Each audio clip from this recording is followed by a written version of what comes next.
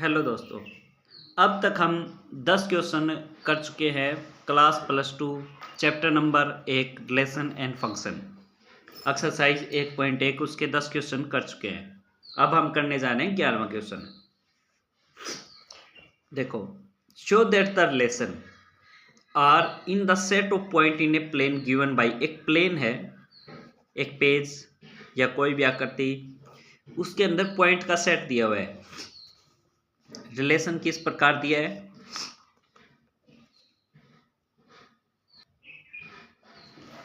P Q such that, इस प्रकार है, distance of point P from origin. P बिंदु की ओरिजिन जो भी हमें दिया है, मान लो के अंदर 0 0 दिया है, is same as the distance of point Q from origin. जो भी ओरिजिन है उसकी दूरी P से और Q से, दोनों से उसकी बराबर हो। ये हमारा, जैसे ये इधर बिंदु है P, ये ग्राफ पे इधर बिंदु है Q, ये दूरी ओरिजिन से इतनी ही है। यहाँ पे ओरिजिन हमें 0 0 नहीं कहा, लेकिन मैंने आपको समझाने के लिए कहा है। यहाँ पे आपको, जैसे मान लो ये ओरिजिन है, तो यहाँ से भी कोई बिंदु है P, इधर मान लो कोई बिंदु है Q, तो ये दूरी बराबर है, डिस्टेंस। तो ये इसने कहा है बराबर है। सिद्ध करना में इक्विवेलेंस रिलेशन है। फर्दर मतलब और भी आगे करना है क्वेश्चन, लेकिन पहले इतना करेंगे इक्विवेलेंस रिलेशन का। फॉर रिफ्लेक्सिव,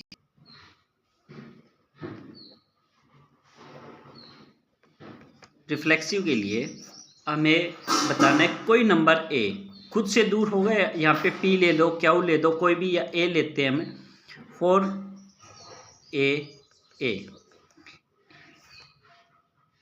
ओरिजिन को हमने मान लिया O, A बिंदु तक की दूरी, या OP मान लो।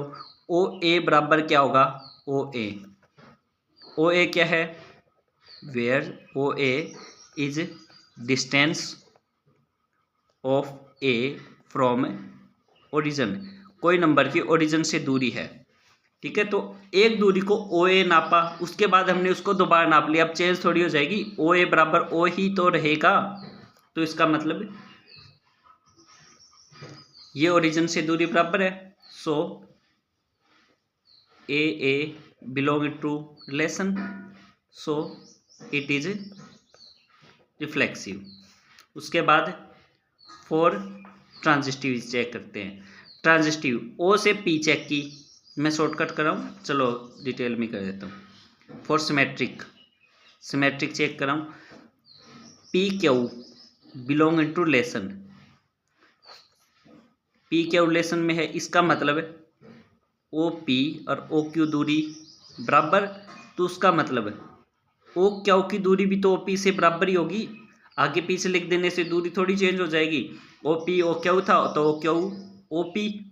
यही तो कहा इसने कि डिस्टेंस ऑफ पॉइंट P, यहाँ पे P की Q से, O से दूरी ओरिजिन से, और Q की फिर ओरिजिन से दूरी, दोनों की ओरिजिन से, मतलब एक बार O की P की, O की Q की बराबर है।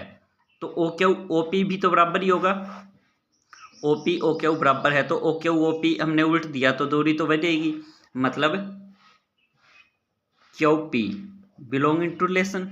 अगर PQ रिलेशन में और QP भी रिलेशन में है, तो कौन सा रिलेशन होता है? Implies it is symmetric. कौन सा रिलेशन होगा ये? सिमेट्रिक। फॉर ट्रांजिस्टिव के लिए अब हम ट्रांजिस्टिविटी चेक करते हैं इसकी। ट्रांजिस्टिव के लिए क्या होगा? ये PQ R तीन मान लिए बिलोंग कर रहे हैं सेट के अंदर, ये है सेट के अंदर, ठीक है। जैसे ही हम ब्रैकेट लगाएंगे तो रिलेशन में एग्जिस्ट हो जाएंगे। PQ belong to relation, QR belong to relation. अब हमें सिद्ध करना है PR भी रिलेशन में होगा या नहीं होगा। PQ रिलेशन में है, इसका मतलब है OP बराबर है OQ। QR भी रिलेशन में, मतलब OQ और OR, O माना है हमने ओरिजिन, ये दूरी बराबर। वही पोस्टुलेट जो 9th क्लास में आप लोगों को पढ़ाई गई थी, OP OQ, OQ दो वस्तु एक ही वस्तु के बराबर हो, दो वस्तु OP OQ OR, OP और OR दोनों OQ के बराबर है तो दोनों भी एक दूसरे के बराबर होगी। या फिर समझने को समझो, ये मान लो अपना सेंटर है O, तो OP इधर OQ, जितनी दूरी ये थी OQ की उतनी ही दूरी मैंने इधर ले दी OR। तो अब ये दूरी तीनों बराबर ही तो होगी, तो यहाँ पे इम्प्लाइज लिख सकते हैं OP बराबर OR। अगर OP OR बराबर है तो इसका मतलब PR बिलोंग करेंगे रिलेशन में। तो हमने क्या पाया, PQ रिलेशन में था, QR रिलेशन में था, तो PR भी रिलेशन में होगा, तो मतलब इट इज ट्रांजिस्टिव। आगे क्या कहा है क्वेश्चन में, further show that set of all point related two point P और P नॉट इक्वल टू 0 0, मतलब P को 0 0 नहीं लेना।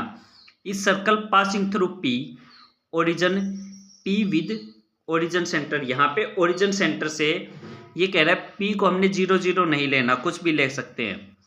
सेट ऑफ ऑल पॉइंट जो कि related two point P passing through P, ये कह रहा है हमने इस बार एक सर्कल बनाया है, ये एक सर्कल बना दिया, यहाँ से एक सर्कल बना दिया, ये मान लो P लिया है, तो इधर ये दूरी अगर सर्कल है तो ये दूरी सारी बराबर ही होगी। क्यों?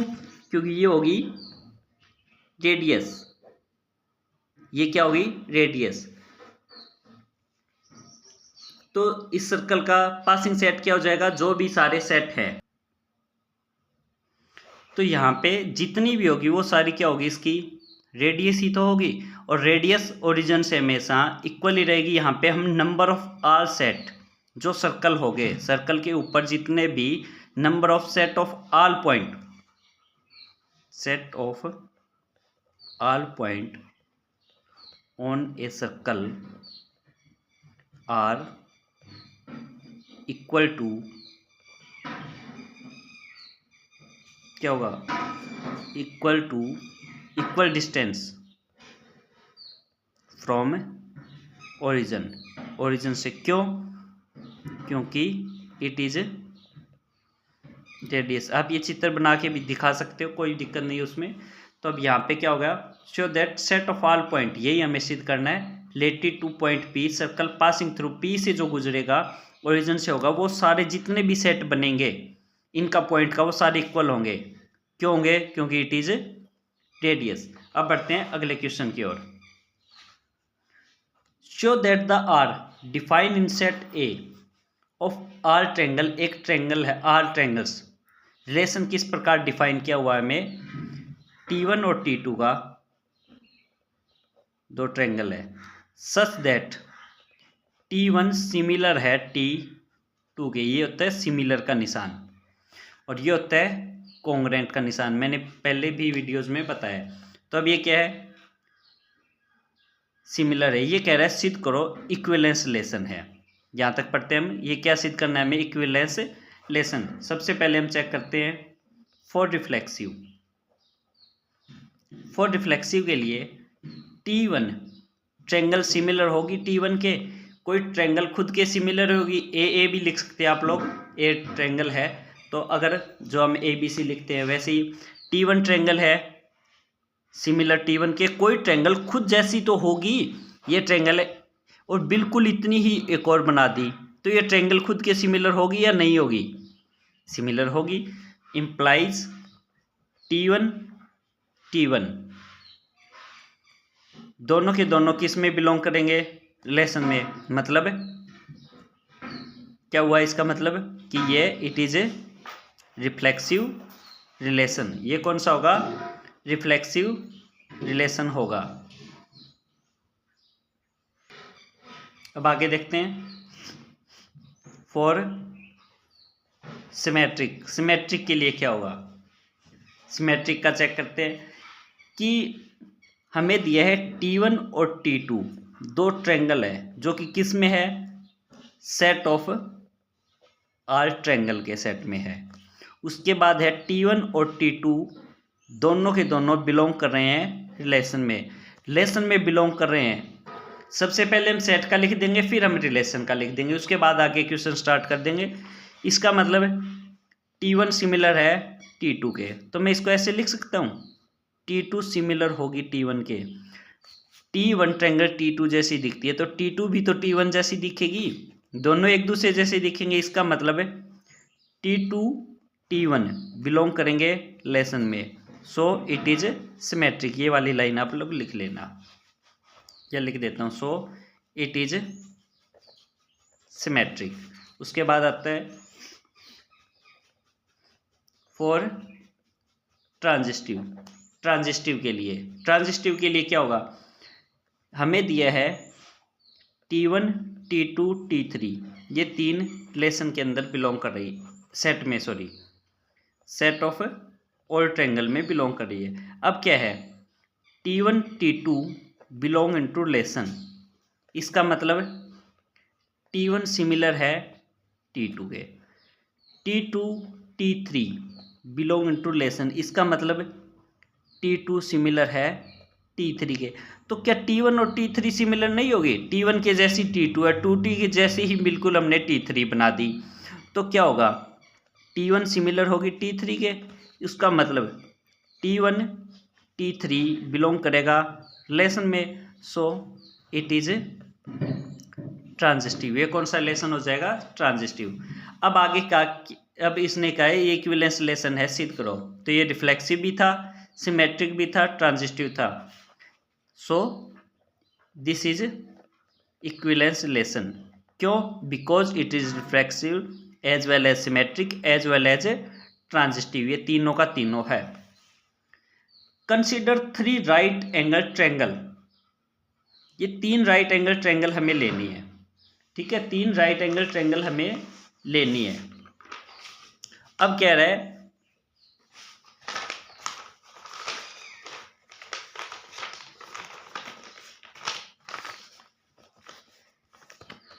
ये कह रहा है 3 राइट एंगल ट्रायंगल है। एक तो है ट्रायंगल T1 जिसकी साइड दी है 3 4 5, ये बेस परपेंडिकुलर हाइट, बेस ये भी हो सकता है, ये भी आपने 10th क्लास में पढ़ा है, 10वीं क्लास में पढ़ा है, जो एंगल दिया होगा उसके सामने वाले पे डिपेंड है कौन परपेंडिकुलर होगा कौन बेस। अभी के लिए हम इसको परपेंडिकुलर मान लेते हैं, अभी इसको बेस। एक ट्रायंगल है T2 जिसकी साइड है 5 12 13, 5 12 और 13। एक और ट्रायंगल है T3 जिसकी साइड है 6 8 10। अब ये बताओ इनमें से सिमिलर कौन सी है, इनमें से सिमिलर सिमिलर के लिए कंडीशन क्या होती है कि उनकी साइड का रेशियो सेम होना चाहिए या एंगल सेम होने चाहिए। यहाँ पे जो साइड का रेशियो है वो सेम हो, एंगल सिमिलर की कंडीशन क्या होती है, कोई भी दो ट्रायंगल सिमिलर होगी यदि उसके एंगल्स इक्वल हो और साइड प्रोपोर्शनल हो, अनुपातिक उसी अनुपात में हो। और कॉन्ग्रुएंट कब होती है, ठीक है, कॉन्ग्रुएंट जब होती है जब एंगल इक्वल हो और साइड भी इक्वल हो। यहाँ पे बिल्कुल इक्वल होनी चाहिए, ये उस अनुपात में होनी चाहिए, यही अंतर है दोनों का, सिमिलर कॉन्ग्रुएंट। अब यहाँ पे हमें सिमिलर का है तो T1 और T2 मैं इन दोनों साइड ट्रायंगल को ले रहा हूँ, इसकी पहली 3 और 5 है तो 4 और 12 की इक्वल नहीं है, इसका रेशियो 3 से 5 किया, 4 से 12 किया, तो रेशियो सेम नहीं है, तो ये दोनों सिमिलर नहीं है। फिर मैंने चेक किया T1 एंड T3, इसका इससे चेक कर रहा हूँ 3/6 4/8, यहाँ तक तो बराबर आ रहा है, 3 दूनी 6 4 दूनी 8। लास्ट वाली और चेक कर रहा हूँ 5 और 10, 5 एकम 5 5 दूनी 10, तो इनका साइड का रेशियो सभी का बराबर है 1। कितना रेशियो है, 1:2, ये 1/2 1/2 1/2, तो साइड का रेशियो सेम है, इसलिए T1 और T3 सिमिलर। T2 T3 का चेक करने की जरूरत ही नहीं है क्योंकि ये दोनों ही सिमिलर नहीं थी तो ये भी सिमिलर नहीं हो सकती। अगर वैसे भी चेक करना चाहो तो T2 और T3 चेक कर सकते हो। 5/6 नॉट इक्वल 12/8, 5/6 और 12/8 बराबर नहीं है, इसमें बराबर था, सो T1 सिमिलर T3। यही आपके मैथ में आंसर दिया हुआ है, आप लोग चेक कर सकते हो कि दोनों सिमिलर ये ट्रायंगल है। अब बढ़ते हैं हम नेक्स्ट क्वेश्चन की ओर। Show that the relation R जो डिफाइन किया गया है in the set A of all polygon, polygon दी हुई है, रिलेशन बनाया P1 P2 का, P and P have same number of side, दोनों के बीच में इक्वल नंबर ऑफ साइड है, शो करना है इक्विवेलेंस रिलेशन है। यहां तक करते हैं हम। रिलेशन किस प्रकार डिफाइन किया है P1 और P2 का, सच दैट, मैं शॉर्ट कर लिख रहा हूं, P1 and P2 same number of side, किसके केस में, साइड्स की बात कर रहे हैं, इक्वल साइड है, ठीक है, शॉर्ट कर लिखा है। अब ये आप लोगों को ऐसे पूरा लिख के दिखाना है आप लोगों को पेपर में। अब फॉर रिफ्लेक्सिव ये कह रहा है कि कोई पॉलीगन थी, पॉलीगन जिसकी कई सारी भुजाएं हैं, ये कह रहा है दोनों की इक्वल भुजा हो, तो उस केस में हमें ऐसा रिलेशन बनाना है। फॉर रिफ्लेक्सिव ए P1 ये ले लिया हमने, तो P1 एंड P1 चेक कर रहे हैं, तो उसका मतलब ये लिख सकते हैं P1 and P1 have same number of side. एक अगर त्रिभुज है, ट्रायंगल है, तो ट्रायंगल के इक्वल होगी, क्वाड्रिलेटर है, चतुर्भुज है, तो चतुर्भुज के इक्वल होगी, पेंटागन है, पंचभुज है, तो उसके अंदर 5 भुजा है, तो उसी को हम दोबारा नाप रहे हैं, तो उसके अंदर 5 भुजा ही तो बैठेगी, 6 वाली 6 वाली, 7 वाली 7 वाली, क्योंकि सेम ही रह रहे हैं, सेम ही ले रहे हैं, तो एक जो भी पॉलीगन है, बहुभुज है, तो उसी के इक्वल तो बैठेगी, उतनी ही साइड बैठेगी। ये थोड़ी हम दोबारा, ये कोई फिगर है हमारे पास, चित्र है, हम इसकी साइड गिन रहे हैं 1 2 3 4 5 6, अब दोबारा हम उसी P1 की दोबारा गिन रहे हैं 1 2 3 4 5 6, इक्वल ही तो बैठेगी। तो मतलब P1 and P1 have same number of side, i.e. P1 has itself, खुद के बराबर ही तो होगी, itself equal number of sides. इसका मतलब P1 बिलोंग करेगा रिलेशन में, तो इसका मतलब it is reflexive, so it is reflexive. Next भाग फॉर सिमेट्रिक हमें दिया है P1 और P2 दो ट्रायंगल है, बिलोंग कर रही है, सॉरी दो पॉलीगन है, सेट ऑफ ऑल पॉलीगन, ये पॉलीगन्स का सेट है, हमें दिया है P1 P2 बिलोंग कर रही है रिलेशन में, इसका मतलब P1 and P2 have same number of side, दोनों की सेम नंबर ऑफ साइड है, तो मैं ऐसे भी लिख सकता हूँ इसको P2 एंड P1 में बराबर होगी, उल्टा ही तो किया है, P1 P2 था, P2 P1 ले लिया है, तो इसका मतलब P2 P1 रिलेशन के अंदर बिलोंग करेगी, तो उसका मतलब it is symmetric. For transitivity P1 P2 P3 तीन पॉलीगन है, R3 पॉलीगन। अब क्या दिया है P1 P2 बिलोंग कर रही है रिलेशन में, उसका मतलब P1 and P2 have same number of sides, वही बात दोबारा लिखनी है, same number of side. P2 P3 belong कर रही है रिलेशन में, इसका मतलब P2 and P3 have same number of side. Transitive का मतलब क्या है, P1 से P2 पे गए, P2 से P3 पे, तो फाइनल P1 से P3 आना चाहिए, तो P1 P2 में इक्वल साइड है, P2 P3 में यहाँ पे हम इम्प्लाइज कर लिख सकते हैं कि P1 एंड P3 में भी तो सेम नंबर ऑफ साइड होगी, P1 एंड P3 में भी तो सेम नंबर ऑफ साइड होगी, इसका मतलब क्या हो गया P1 एंड P3 मतलब कॉमा लगा दिया, belonging to relation, so it is transitive. तो ये रिफ्लेक्सिव भी था, सिमेट्रिक भी था, ट्रांजिस्टिव भी था, इसका मतलब ये इक्विवेलेंस रिलेशन है।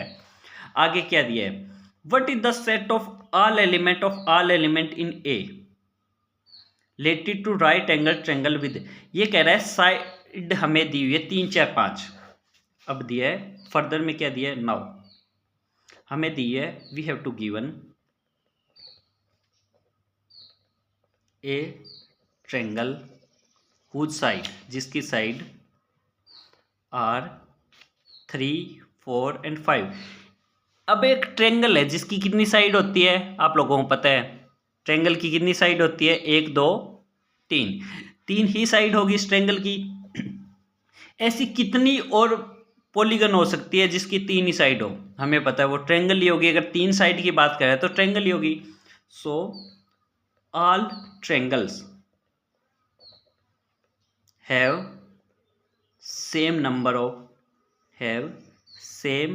Number of side. सभी ट्रायंगल में सेम नंबर ऑफ साइड होते हैं। ऑल हैव 3, सभी में 3 ही भुजा होती है। और इसमें कितनी दी हुई थी, 3, इसमें कितनी लेनी है, 3। तो आंसर हो गया इसका all triangles in a plane. All triangle, जितनी भी ट्रायंगल होगी वो सारी के अंदर बराबर ही होगा। Next question, let L be the set of all lines. Set of all lines का है एक्स वाई प्लेन में।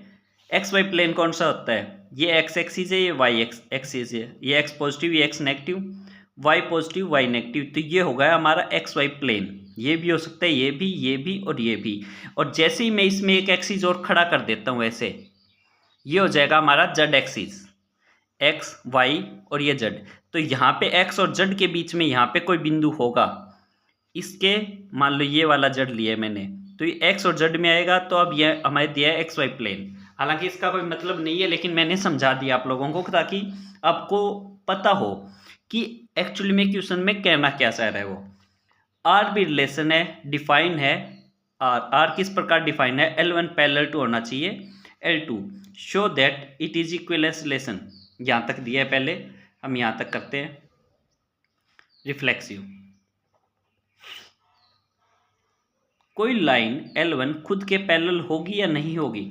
ये लाइन है, दूसरी लाइन इसके ऊपर है, तो ये तो पैरेलल हुई। पैरेलल का मतलब क्या होता है, समान अंतर, हिंदी में समान अंतर, इक्वल डिफरेंस। पैरेलल का मतलब होता है जिसके अंदर इक्वल डिफरेंस हो, इनके बीच की इक्वल डिस्टेंस हो। तो एक लाइन खुद के ऊपर ही है, तो इसके बीच डिफरेंस कितना है, 0। तो ये लाइन खुद के पैरेलल है, सो इट इज रिफ्लेक्सिव। ये आप लोग लिख दोगे L1 parallel to L1 itself, क्योंकि 0 डिस्टेंस बिटवीन देम, उनके बीच 0 distance between them, so lines are parallel. Symmetric, symmetric का मतलब L1 और L2 दो हमें दी हुई है एक्स वाई प्लेन की लाइन, ठीक है। उसके बाद L1 पैरेलल है, यहाँ पे दिया है L1 L2 रिलेशन में बिलोंग कर रही है, इम्प्लाइज L1 पैरेलल का निशान L2 के। इसको हम ऐसे भी लिख सकते हैं, L2 पैरेलल होगी L1 के। आगे पीछे भी लिख सकते हैं, दो लाइनें बराबर है, पहले इसको फिर इसको, या इसको किसी को भी पहले करो, कोई फर्क नहीं पड़ रहा। L2 पैरेलल L1 मतलब L2 L1 belong into relation, तो ये क्या होगी, सिमेट्रिक। फॉर ट्रांजिस्टिव क्या होगा, यहाँ पे कराऊं, फॉर ट्रांजिस्टिव क्या होगा, L1 L2 L3 belong into X Y plane के अंदर 3 लाइनें हैं, L1 L2 में रिलेशन में बिलोंग कर रही है। इसका मतलब L1 पैरेलल है L2 के, L2 L3 बिलोंग कर रही है रिलेशन में। इसका मतलब L2 पैरेलल है L3 के, L1 पैरेलल है L2 के, L2 पैरेलल है L3 के। इसका मतलब L1 और L3 भी तो पैरेलल ही होगी। ये L1 थी, इसके इक्वल पैरेलल मैंने एक लाइन L2 खींच, L1 के पैरेलल ही मैंने L3 खींच दी, तो ये क्या एक पैरेलल नहीं होगी, इनके बीच की भी तो दूरी वही रहेगी। तो यहाँ पे हम इम्प्लाइज कर सकते हैं L1 पैरेलल टू L3। इसका मतलब L1 L3 belong into relation, so it is transitive. ये रिफ्लेक्सिव भी था, सिमेट्रिक भी था, ट्रांजिस्टिव भी था। This relation is reflexive, symmetric and also transitive, so it is equivalence relation। जब भी इक्विवेलेंस करना होगा तो ये लाइन और लिख देंगे। अब क्या दिया है, आगे दिया find the set of R line related to line, find the set of R line related to line, इस लाइन से जो पैरेलल लाइनें होगी वो हमें निकालनी है। y बराबर दिया है हमें 2x प्लस सी, हमने पढ़ा है वी नो दैट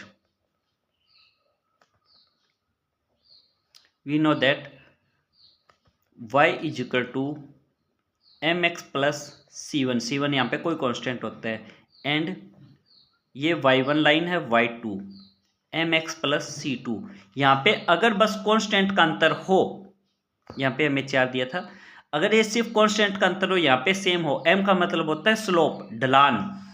जैसे ये कोई लाइन है, इसकी स्लोप ये है ढलान, इसके लाइन मैंने इतनी ही स्लोप और ले दी, ये होता है स्लोप, हिंदी में बोलते हैं इसको ढलान। जैसे आपने 11वीं क्लास में स्लोप, टेंजेंट ये आपने सीखे भी हैं। ये दो लाइनें, इसका स्लोप है, ये इतनी ही ढलान से मैं दूसरी लाइन बनाऊं इतने ही डिग्री पे, तो दोनों लाइन पैरेलल ही तो जाएगी, तो उसमें सिर्फ अंतर होता है कांस्टेंट का।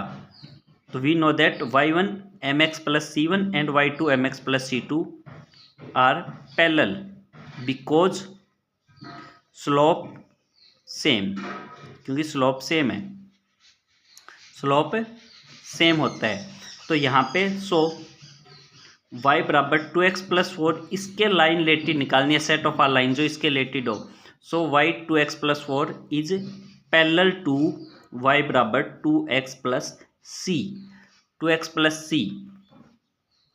यहाँ पे c कोई भी कांस्टेंट होता है, आपको लिखना नहीं है, तो वो जो भी यहाँ पे होगा 2x की जगह 2x है तो दोनों का स्लोप 2 वो सेम रहेगा, बस कांस्टेंट का चेंज हो गया, इज पैरेलल टू इस लाइन के। आगे बात समझ। अब बढ़ते हैं हम नेक्स्ट क्वेश्चन, ये हो गया हमारा आंसर 2x प्लस सी। ये दोनों ऑप्शन टाइप वाले, मैंने इसके ऑप्शन नहीं लिखे। अब आप लोगों को बताना, लेट आर बी रिलेशन, एक रिलेशन है इन द सेट 1 2 3 4, गिवन है 1 1 2 2 सॉरी 1 2 2 1 1 1 4 4 1 3 3 3 3 2 जो भी है, ये बताना है कौन सा रिलेशन है, रिफ्लेक्सिव है या नहीं।